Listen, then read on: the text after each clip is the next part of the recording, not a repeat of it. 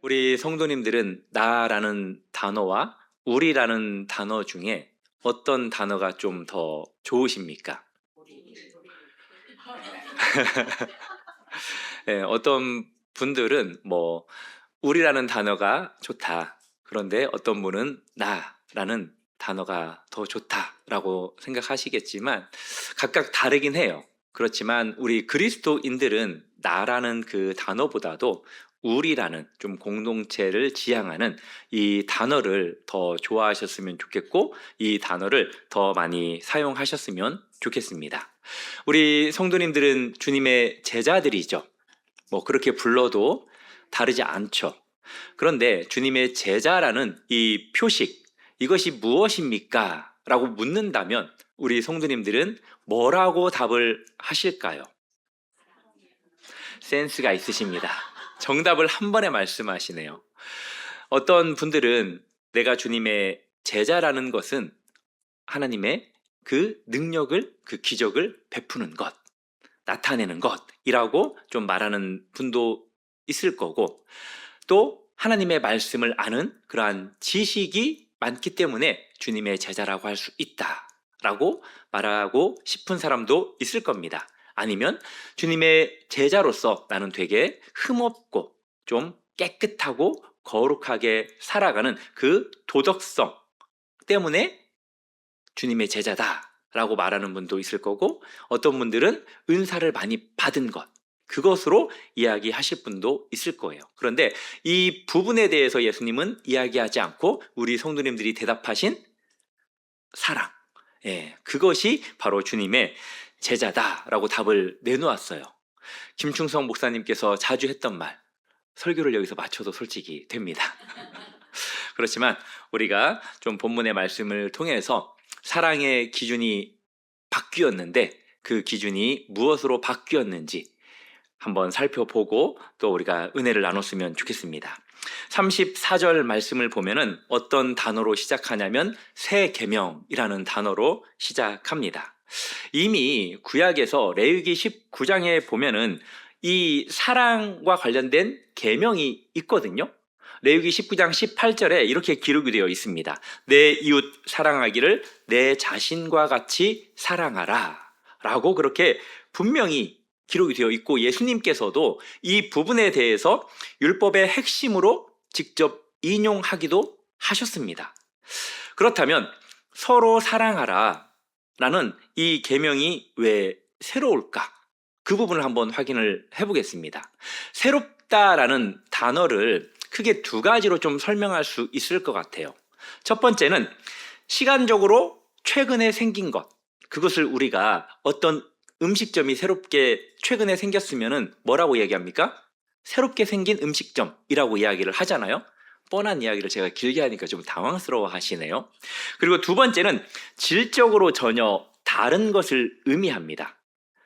질적으로 이전 범주로 설명이 불가능한 새로운 것을 의미하는데, 이제 각각 사용되는 단어가 네오스라는 단어와 카이노스라는 단어예요. 그런데 여기에서 지금 새 계명, 새라는 이 단어는 어떤 단어가 사용이 되었을까요? 후자입니다. 카이노스. 질적으로 완전히 전혀 다른 새로운 것을 의미합니다. 이 단어가 요한계시록 21장 5절에서 사용이 되기도 했어요.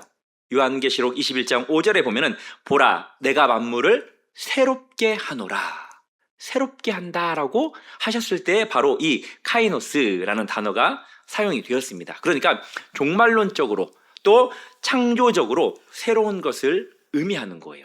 그러면 무엇이 새롭게 되었냐? 바로 기준이 새롭게 되었습니다.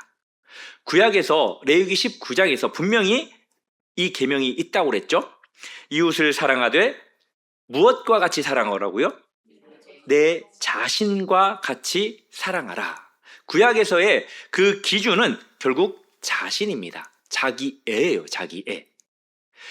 사랑하는 성도 여러분, 혹시 스스로를 많이 사랑하십니까? 적게 사랑하십니까? 각각 다르죠. 그런데 많이든 적게든 그게 다른 사람들을 사랑하는 기준이라는 거 아세요? 나를 많이 사랑하면 다른 사람도 많이 사랑할 수 있습니다. 나를 적게 사랑하면 다른 사람을 적게 사랑하게 될 수밖에 없다라는 거예요. 그런데 예수님께서는 새 계명의 기준을 완전히 달리하셨어요. 뭐라고 말씀하셨습니까? 내가 너희를 사랑한 것 같이 너희도 서로 사랑하라. 기준을 나에서 예수 그리스도로 완전히 바꾸셨습니다. 구약의 이웃 사랑이 예수님의 그 희생적 사랑이라는 이 렌즈를 통해서 전혀 다른 차원으로 완전히 격상을 시켰다라는 거예요. 아주 놀라운 사랑이죠. 혹시 구약의 그 선지서 가운데 이렇게 정말 이해할 수 없을 정도의 아름다운 사랑을 보였던 그러한 선지자가 한 명 있어요. 호시성을 가졌습니다. 맞아요. 호세아예요. 호세아. 참 정말 이 선지자처럼 하나님이 저를 부르지 않은 게 너무나도 감사해요. 솔직히 제가 결혼을 25살 이전에 하기를 원했습니다. 그래서 정말 많이 기도하고 하나님 앞에 이렇게 요청을 했는데 하나님께서 안 만나게 해주시더라고요. 배우자를 안 줘가지고 제가 어떤 생각까지 했냐면 저는 원래 미스 코리아랑 결혼하려고 그랬거든요.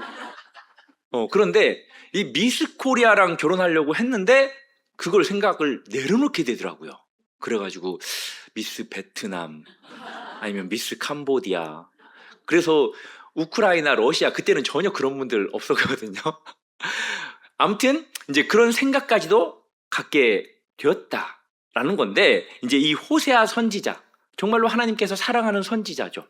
그런데 이 선지자에게 누구와 결혼하라고 했습니까? 신실하지 못한 고멜, 그 여인과 결혼을 하라고 명령합니다. 아마 저는 그 명령에 반항했을 거예요. 하나님, 무슨 소리냐고. 내가 지금까지 그렇게 하나님 위해서 살아왔고 선지자로서 지금 살아가고 있는데 이 쪽팔린 걸 넘어서 이건 완전히 그렇게 하면 안 되는 거다. 나도 욕 얻어먹지만 이건 하나님도 욕 얻어먹습니다. 절대 그렇게 할 수 없습니다 라고 저는 아마 땡깡을 부렸을 거예요. 아마 결혼 안 한다고 정말 요나보다도 더 멀리 도망갔을 거예요. 그런데 이 호세아는 그 여인과 결혼합니다. 참 이 여인 입장에서는 정말 횡재한 거 아닙니까? 어떻게 선지자가 나와 결혼을 해주나. 정말로 감사해서 열심히 남편을, 호세아 선지자를 사랑했을 텐데 이 여인은 그렇게 하지 않죠. 도망가 버립니다. 또 다른 데로 이렇게 떠나버려요.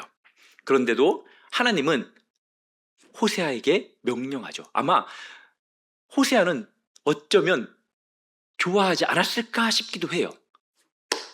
알아서 떠나주다니.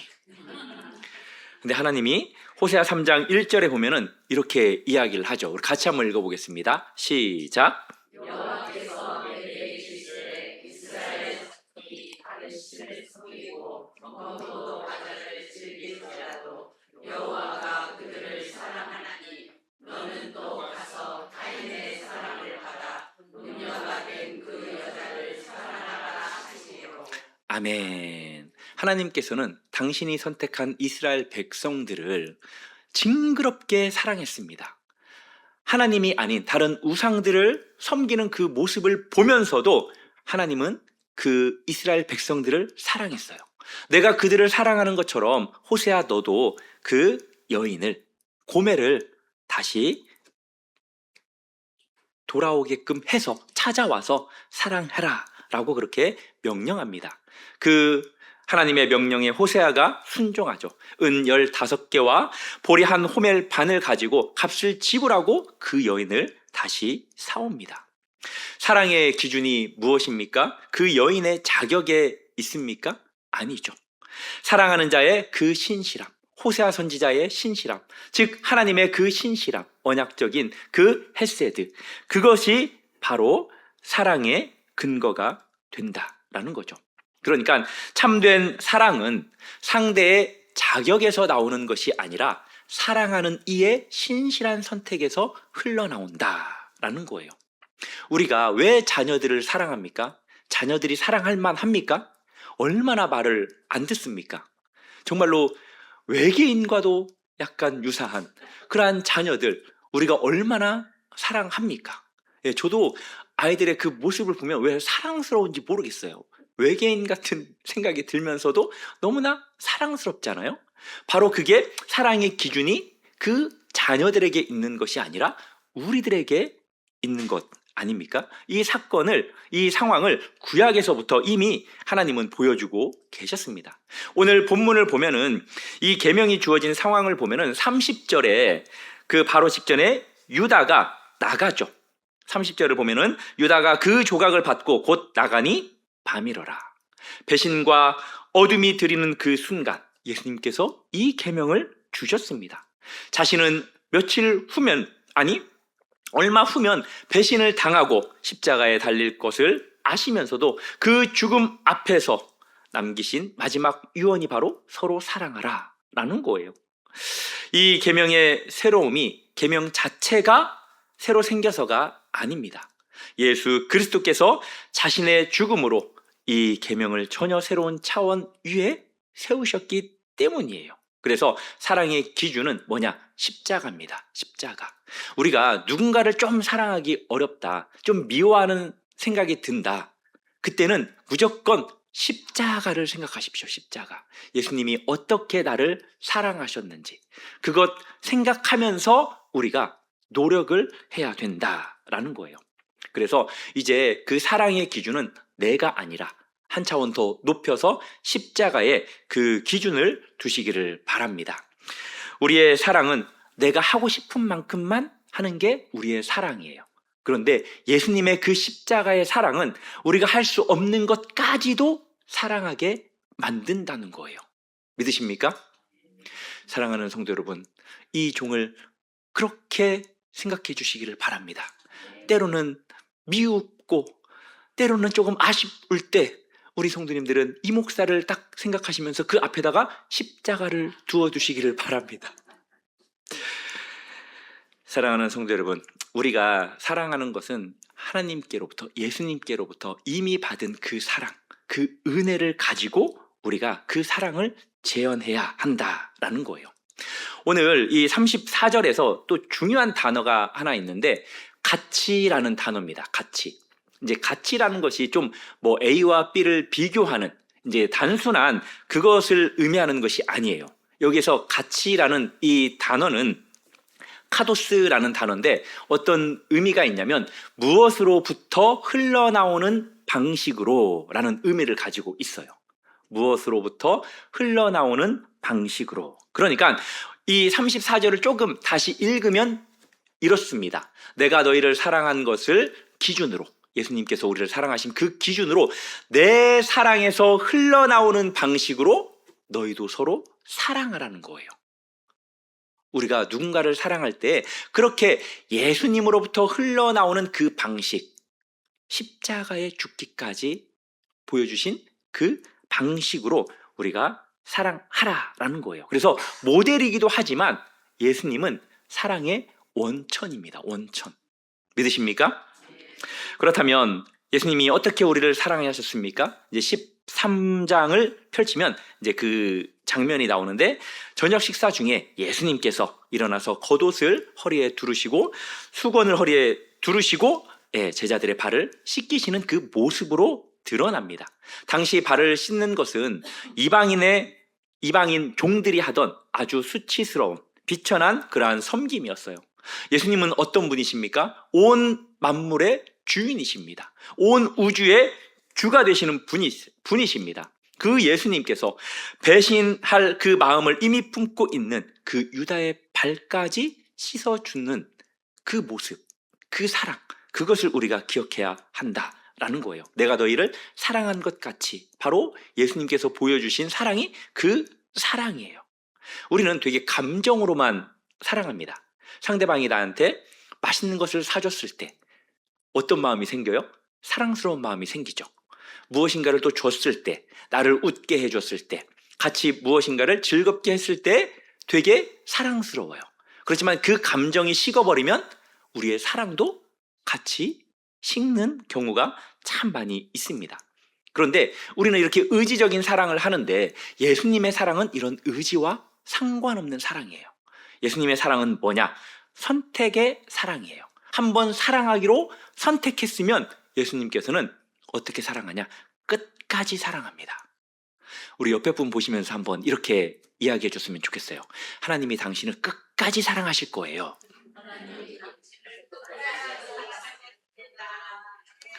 믿으십니까? 예. 우리는 때로는 좋으면 냄비처럼 끓다가 조금만 미우면 그렇게 빨리 식어버리지만 예수님은 전혀 그런 분이 아니에요. 끝까지 우리를 참으시고 인내하시고 당신의 사랑을 우리에게 베풀어 주십니다. 그리고 이 34절 안에 또 중요한 단어가 하나 있는데 바로 서로라는 단어예요. 이 서로라는 단어가 이제 공동체를 의미하는 단어. 그러니까 이제 우리라는 것과 이제 비슷한 건데 이 사랑이라는 것은 그래서 결국 희생이 필요한 거예요. 사랑만큼 희생이 필요한 게 없는 것 같아요. 우리가 그래서 피차간에 노력해야 됩니다. 노력. 사랑은 노력이고 사랑은 표현입니다. 말로 하지 않으면 우리가 사랑하는지 좀 잘 몰라요. 그래서 가까울수록 더 이렇게 사랑한다라고 표현을 해줘야 됩니다. 특히 아버지들 얼마나 근엄합니까? 사랑한다라고 하면은 오글거려서 말을 잘 안 하시죠. 네. 그리고 이제 나이 드신 분들도 이 나이 먹어서 내가 오랑도 싫고 삼랑도 싫고 사랑은 더 싫어. 그러시면 안 돼요. 표현하셔야 돼요. 옆에 분들에게 자주 표현해 주셨으면 좋겠습니다. 이렇게 공동체 안에 우리 정신사랑의 교회가 정신교회라고만 한 게 아니라 참 사랑이라는 단어를 넣은 게 얼마나 감사한지 몰라요. 이제 가끔씩 목사님들이 그래요. 혹시 정신 혼미한 교회 아니냐고. 사랑으로 혼미해졌으면 좋겠어요. 이 논리를 요한 사도가 요한일서 4장 20절에서 더욱 날카롭게 그렇게 이제 밀고 나가는데요. 같이 읽어보겠습니다. 시작. 누구든지 하나님을 사랑하고 그의 형제를 미워하며 이는 거짓말하는 자니 오늘과 그의 형제를 사랑하지 아니하는 자는 보지 못하는 바 하나님을 사랑할 수 없느니라. 아멘. 참 강력한 말씀이죠. 하나님의 사랑 그리고 형제사랑, 이웃사랑 우리가 따로따로 생각할 때가 많이 있는데 절대 이것이 분리되지 않는다라는 것을 우리가 기억하셨으면 좋겠어요. 우리가 눈에 보이지 않지만 하나님 사랑하시죠. 하나님을 정말 많이 사랑해요. 하나님 사랑하지 않는 사람을 내가 본 적이 없어요. 하나님을 얼마나 사랑하냐 하면은 내 목숨만큼 사랑한다라고 그렇게 자신 있게 당당하게 이야기하는데 이제 그 다음 질문, 혹시 이웃은 어떻게 사랑하십니까? 라고 하면 내 목숨 밖에처럼 사랑한다. 내 목숨과는 거리가 먼 사랑을 한다. 라고 거의 대부분 답을 합니다. 솔직히 그건 저도 가끔씩 거의 그렇다라고밖에 말할 수 없는 것 같아요. 눈에 보이지 않는 그 하나님은 엄청 사랑하면서도 눈에 보이는 형제 자매들은 우리가 선택적으로 사랑을 한다. 라는 거죠. 그래서 믿지 않는 사람들이 가끔씩은 그런 이야기를 해요. 어떻게 저 사람도 사랑 못하면서 눈에 보이지 않는 하나님은 사랑한다라고 말을 하냐. 나는 그게 이해가 안 된다라고 세상 사람들은 말하지만 우리는 눈에 보이는 사람은 사랑하지 않아도 눈에 보이지 않는 사람은 하나님은 정말 사랑한다라는 거예요. 정말 아이러니해요. 그래서 우리는 대단한 사람들입니다. 위대한 사람들이에요. 사랑하는 성도 여러분, 점점 시간이 지나서 좀 나이가 많이 드신 분들, 이제 그런 분들은 가끔씩 이제는 좀 그것이 귀찮아진다라고 또 이야기를 하시더라고요. 마음이 굳어지는 것을 계속해서 말씀으로 부드럽게 마음을 다지시고요. 내가 이 나이 먹어서 뭐 다른 사람을 품어 죽기 전까지 품어야 돼요. 주님 부르실 때까지 우리는 계속해서 옆에 있는 분들을 마음에 품고 우리는 살아가야 한다라는 겁니다. 혹시 영성 있는 그리스도인이 되기 원하시죠? 영성 있는 그리스도인이 되기를 누구나 다 원한다라고 저는 생각합니다. 그런데 이제 그 영성이라는 것이 참 여러 가지로 이야기할 수 있지만 오늘 본문 말씀을 통해서 우리가 이제 답을 할 수 있는 것을 이렇게 말을 하자면 말이 꼬이는데요. 이제 그것은 나와 코드가 맞지 않는 조금 불편한 그러한 사람을 용납하고 품는 것. 이것이 바로 영성이다라고 말할 수 있어요. 참 어렵거든요. 쉽지 않습니다. 그런데 그렇게 품을 수 있는 것이 바로 영성이다라는 거예요. 예수님은 우리로 하여금 율법의 의무를 가지고 사랑하라라고 말하는 것이 아니라 예수님께서 보여주신 그 십자가의 은혜, 이제 그것으로 그 사랑을 재현하라라고 말씀하고 있다라는 사실을 기억하시기를 바랍니다. 이제 35절입니다. 너희가 서로 사랑하면 이로써 모든 사람이 너희가 내 제자인 줄 알리라. 우리가 주님의 제자라는 그 표징, 그 하나는 기적이 아니라 우리의 탁월함도 아니라 도덕적 우월함도 또 현란한 은사도 아니고 바로 서로 사랑하는 것, 이것에 있다라는 겁니다. 교회가 이러한 모습을 보이면 세상이 교회를 좋은 점수로 평가를 한다라는 거예요. 우리 교회의 신뢰도가 이 세상 사람들이 무엇으로 그 신뢰도를 점수를 먹이냐면은 교회가 큰 것, 이게 아니라는 거예요. 그리고 뭐 프로그램의 화려함, 이런 것도 아니라는 겁니다. 교회가 아름다운 곳이다, 교회가 신뢰할 만한 곳이다 라는 그 평가는 그 교회 안에 성도들 간의 사랑의 밀도로 측정한다 라는 사실을 기억하시기를 바랍니다. 그래서 우리 교회는 몇 점 정도 되는지, 그리고 나 자신은 몇 점 정도 줄 수 있는지 스스로 그 점수를 체크하면서 내 자신도 예수 그리스도의 그 은혜의 사랑으로 점수를 점점 높여갔으면 좋겠고, 우리 교회도 정신만 아름다운 교회가 아니라 사랑이 풍성한 그러한 교회가 될 수 있기를 주님의 이름으로 축복합니다. 결국 그렇게 할 때 세상이 알게 된다라는 거예요. 사랑이 공동체 안에 살아있는 한 반드시 세상이 알게 될 것이다 라고 선언한 표현이 이제 35절에 있는 이로써라는 단어입니다. 그리고 신학자 바빙크가 이렇게 이야기를 했어요. 같이 한번 읽어보겠습니다. 시작.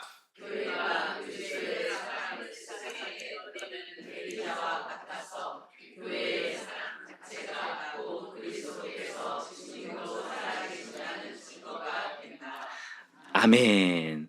많은 믿지 않는, 아니면 다른 교회에서 신앙생활을 하다가 새로운 교회를 찾는 사람들이 결국 여러 가지 조건들을 보겠지만 가장 비율이 높은 것은 성도들의 모습이래요. 성도들의 모습. 이제 목사의 메시지는 프로테이지가 그렇게 높지 않아요. 그래서 제가 다시 한번 말씀드리지만 우리 교회가 부흥하고 있는 이 모습, 그리고 앞으로 부흥할 수 있는 그 모든 것들의 키는 누구에게 있다라는 거예요? 맞아요. 우리 성도님들에게 있다라는 거예요. 눈빛이 약간 흐려지네요. 이렇게 초점이 흔들리시는데, 너한테 있어 라고 지금 우리 성도님들에게 있다라는 사실을 기억하시기를 바랍니다. 주님의 은혜 가운데 우리 교회가 조금씩 성장하고 있는 이 모습을 보이고 있는 것은 바로 우리 성도님들이 보여주고 있는 사랑 때문이라는 그 자긍심을 가지시고 앞으로도 계속 그 사랑을 키워나가시기를 주님의 이름으로 축복합니다. 이제 이러한 그 초대교회의 사랑의 모습을 잘 보여줬던 그러한 사건이 있어요. 초대 교부 가운데 터툴리안이라는 교부가 있었습니다. 2세기 말 3세기 초에 이 교부가 쓴 책이 하나 있는데 호교론이라는 책이에요. 이 책에 이런 내용들이 있습니다. 그리스도인 공동체의 삶을 지켜보던 로마 이교도들의 반응이 이랬다. 그들이 교회를 보면서 성도들이 서로를 향해 베푸는 사랑, 즉 가난한 자들을 돌보고 고아와 과부를 부양하고 감옥에 갇힌 형제까지 찾아가 섬기는 그 모습을 보고 이교도들은 이렇게 말했다. 보라, 저들이 서로 얼마나 사랑하는가. 세상이 교회를 향해 그렇게 반응한 이유는 예수님께서 미리 보여주셨던, 미리 말씀하셨던 이 사랑을 그들이 나타냈기 때문이다 라는 거예요. 참 여러 가지 사랑이 있죠. 가족 간의 사랑, 남녀 간의 사랑, 또 뭐 형제들끼리의 사랑, 뭐 이러한 또 연인들의 사랑이 있죠. 그런데 교회 같은 경우에는 피가 섞이지 않았어요. 그렇죠? 상당히 다양합니다. 뭐 고향도 다르고 여러 배경도 다 달라요. 이해관계도 다릅니다. 그러나 서로 진실하게 사랑하는 공동체가 바로 교회예요. 정말 희한한 공동체입니다. 인간의 능력으로 만들어지는 공동체가 아니라는 거예요. 예수 그리스도를 통해서, 그분의 사랑을 통해서 만들어지는 교회 공동체가 바로 우리 교회라는 겁니다. 오직 십자가를 기준 삼는 그러한 공동체만이 이러한 사랑이 가능하게 된다라는 거죠. 사랑하는 성도 여러분, 우리들의 모습을 보면서 우리 주변의 사람들이 좀 그런 이야기를 했으면 좋겠어요. 아, 정신사랑의 교회는 좀 다른 것 같다. 다른 교회들보다 좀 더 행복해 보이고, 좀 더 따뜻해 보이고, 좀 더 사랑이 많은 교회가 되는 것 같다라는 이야기를 들었으면 좋겠습니다. 복음을 전하는 말도 중요해요. 말도 중요하지만 우리들의 삶이 되게 더 중요합니다. 교회 와서 막 욕하는 사람은 못 봤어요. 그런데 교회 밖에서는 우리가 쉽게 좀 17, 19 사이를 이야기할 때가 있어요. 그것을 조금 조심하시기를 바랍니다. 밖에서는 더욱더 의도를 가지고 아름다운 말을 쓰려고 노력하시고, 그런데 한 가지 더 주의해야 될 건 뭐냐? 말은 정말 청산유수처럼 정말로 옥구슬이 쟁반에 굴러가는 것처럼 뚜루루루 굴러가는 말을 하면서 행동은 그렇지 않으면 이질감이 더 커져요. 그렇기 때문에 말과 행동이 유사하도록, 이질감이 크게 생기지 않도록 더 노력을 해주시기를 바랍니다. 그렇게 살아갈 때 세상 사람들은 우리의 모습을 보고 예수님을 보게 되는 거고, 또 우리는 복음을 말로 전하지 않아도 이제 그러한 모습들이 결국 메시지가 된다라는 겁니다. 말씀을 맺겠습니다. 예수님은 십자가의 사랑으로 서로 사랑하는 자 안에 나타나셨습니다. 이제 우리의 기준이 나가 아니라 십자가로 바뀌었습니다. 그 사랑은 공동체 안에서 서로를 향해 순환하면서 이렇게 흘러야 하고, 그 사랑이 살아있는 곳에서는 세상은 반드시 하나님을 알아보게 될 것입니다. 그래서 우리 성도님들, 오늘 이 오후 말씀을 마치면서 좀 두 가지 이렇게 좀 실천할 수 있는 말씀을 드리자면, 첫 번째는 누군가에게 조금 거리감이 있는, 그렇게 가깝지 않은 그러한 사람에게 다가가서 좀 친근하게 이야기를, 그리고 인사를 나누셨으면 좋겠습니다. 우리가 친한 사람은 항상 친하지만 친하지 않은 사람들까지도 친하게 지낼 수 있도록 그렇게 좀 노력을 해주셨으면 좋겠고, 비판하고 정죄하는 그러한 말 대신에 위로하고 격려하는 그러한 말들을 더 이렇게 많이 하시는 한 주간이 되었으면 좋겠습니다. 사랑은 이론이 아니에요. 백날 듣는 것에 그치면 안 됩니다. 사랑은 실천입니다. 예수님이 유다의 발도 씻기셨잖아요. 그 사랑이 지금 우리에게도 일어나기를 주님의 이름으로 축복합니다.